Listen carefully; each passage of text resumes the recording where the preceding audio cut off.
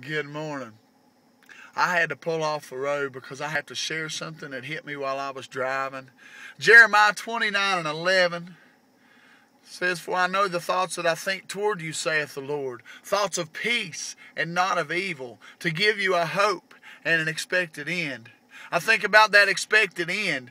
God is the author and finisher of our faith. He's already written the book. He knows where we need to end up. He knows what the plan for our life is. Thoughts of peace and not of evil. He has a good plan for your life. But the longer you strive against His plan, it's like swimming upstream. You paddle and you paddle and you paddle, and it doesn't seem like you're moving, not even an inch. It doesn't seem like you can get ahead in your life. It doesn't seem like you can get away from the bondages that hold you down, the chains that seem to hold you. You're paddling against that, and you have that weight against you all the time. God says, I know the thoughts that I think of you, thoughts of peace and not of evil. He has good plans for your life. You have a void in your heart. You have a void in yourself that you don't know how to fill. All you're doing is filling it with Band-Aids, with buying new stuff, with working all the time to pass your time. Oh, come on now.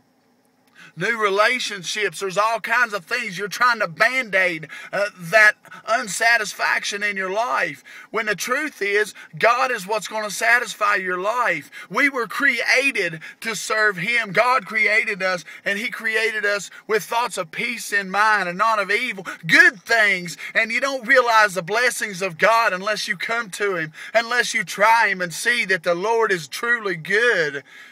Thoughts of peace and not of evil, to give you a hope and an expected end. Do you ever feel like there's just no hope, that you just try and you never get ahead?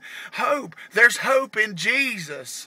So I ask you this morning that if you don't know Jesus, I ask that you just cry out to Him and say, Jesus, I need that hope in my life. I need those thoughts of peace and not of evil. I need to be able to break free from the chains that are holding me down. And I need to be able to swim like the fish in the water.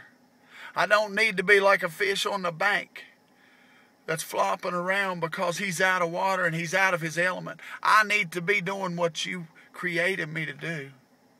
So I ask you to cry out to Jesus this morning. I love you. I want to see everybody living in the blessings and the goodness that God has for them. For I know the thoughts that I think toward you, saith the Lord, thoughts of peace and not of evil, to give you a hope and an expected end. I love you.